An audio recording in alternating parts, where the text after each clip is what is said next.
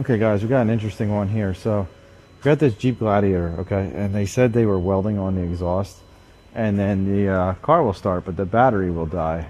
So let's see, let's start this up. I'll show you guys what I found. I thought this was pretty interesting. So the auxiliary battery will die on this, and I'll show you guys. So we'll shut off my battery maintainer, and you'll see our voltage is going down 12.7. So this will go all the way down to 6 volts and then die. So we're at 12.7. Let's use our scan tool right here. See, 12.7. So this is our auxiliary battery. So I can show you guys this because I got my meter here.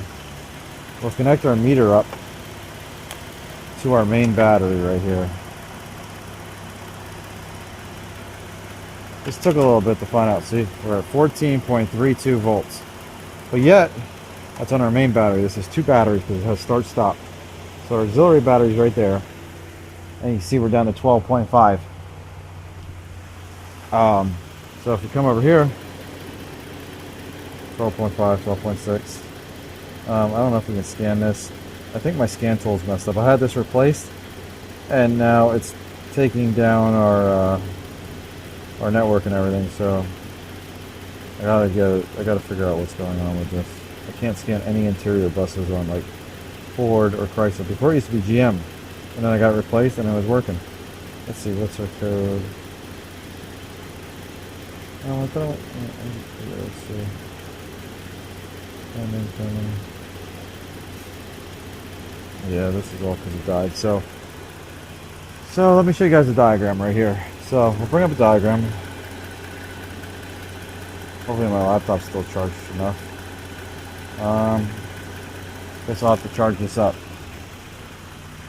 Let me go plug this in and then we'll look at this. Okay guys, so I have our starting and charging diagram right here. It's gonna keep popping up here a little bit here. So we got our auxiliary battery right here. And if we follow this power wire, it comes over here to our power control relay, which then comes up here and goes through fuse 3, okay?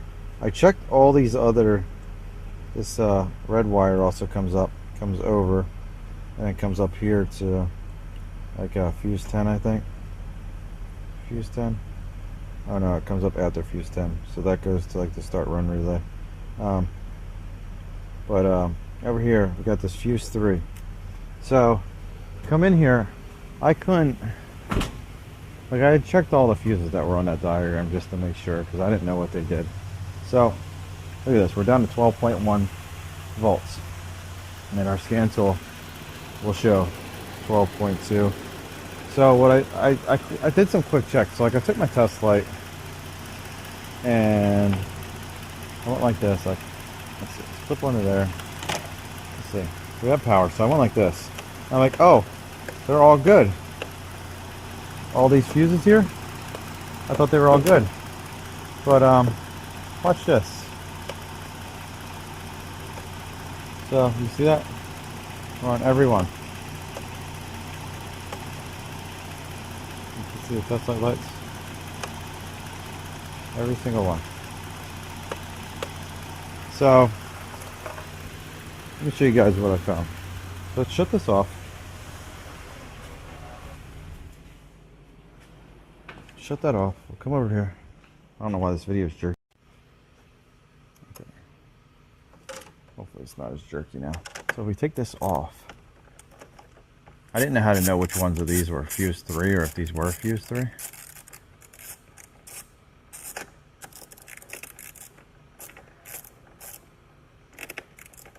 So what this is supposed to do, during cranking, it's supposed to use the small battery. Then they're supposed to be tied together once it's running, and then when the car shuts off for like start stop, it's supposed to be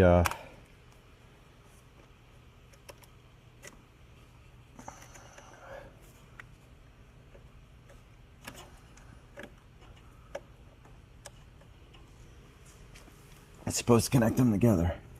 So let's move this over.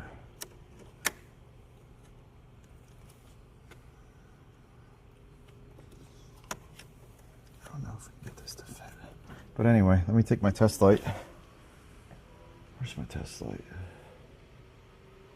Oh, down. So if we touch this one, look at that. Oh, now my lead came off. Let's go here. Go on ground. Let's check our power. So we have power there. But look, nothing there. Touch this one. Look at that. So we got a blown fuse. So I'm going to connect it up onto the stud here if I can, and then hopefully this works. Okay, so we're connected up there. Now we're on terminal 4. It's the same amperage according to the diagram that I saw. So we're going to come over here, we're going to start this up, and then this thing should charge.